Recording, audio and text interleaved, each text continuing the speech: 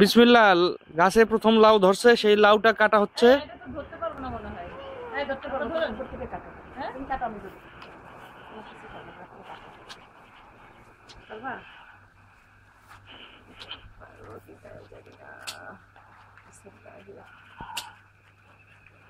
বুড়া বানায় ফেলছে কালকে, এটা জুয়ান ছিল, তাও খাওয়া যাবে। ঠিক আছে মাশাআল্লাহ। ওয়েট কত হইতে পারে? 4 কেজি, 1 কেজি একটু বাড়াইয়া কইছে, কিছু মনে করিস না। প্রথম লাউ তো একটু বাড়াই কইছে, অসুবিধা নাই। আয় আপু, ওই লাউ কাটছি, তাড়াতাড়ি ধর আয়। হ্যাঁ